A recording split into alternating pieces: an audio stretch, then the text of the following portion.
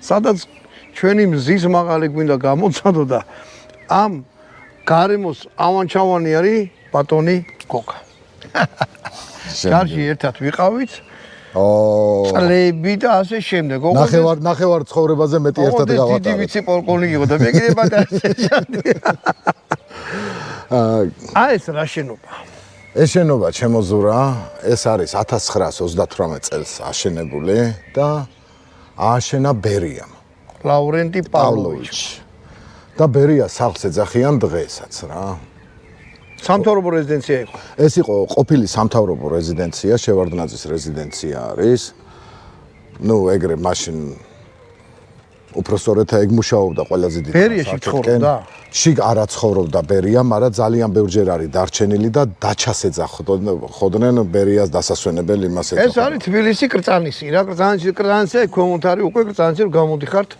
კი, ადრე შეიძლება აქამდე არ იყო ეს მოსახლეობა მოსული რა, სკალაგარეთად ითვლებოდა. ხო ეს კალაგარეთ იყო და ერთხელ იმას ავქენი რატო მაინც და მაინც კრწანიში ააშენა ბერიამ უბრძანა რომ კრწანიში უნდა ავაშენო ისაო რა ქვია იპოვეთო ადგილიო სადაცო სამთავრობო რეზიდენცია განთავსდება და აქ ჩამოდის 4 ქედი არის მაღლა მხარეს იქითკენ და ჰაერის ფილტრაცია მედის და აქ არის თითქმის ჰაერის დაბინძურება 0.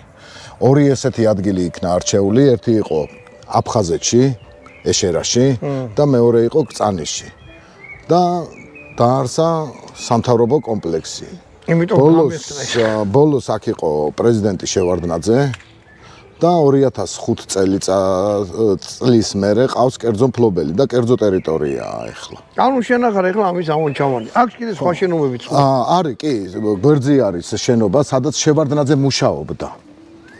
ეს იყო ძირითადად ეს სახლი გამოიყენებოდა კერძო პირების, ანუ VIP პერსონებისათვის. აქ იყო რომის პაპი, სტუმრად, ბრეჟნევი, ბეიკერი, კენედის ძმა ყოფილა, მარგარიტა ტეჩერი, კი ბატონო. ნუ მაგალ პერიოდში ვინც კი ვინმე ჩამოდიოდა. კი, ვინც კი ვინმე ჩამოდიოდა აბსოლუტურად ყველანი არიან ნამყოფები და ღამე გათენებული რა ამ სახლში. ანუ ძალიან ისტორიულ ადგილზე მე და ბატონი დავითი ჩვენი ტრანგალეტკით აქ მოვედით. რა მინდა გითხრათ რა.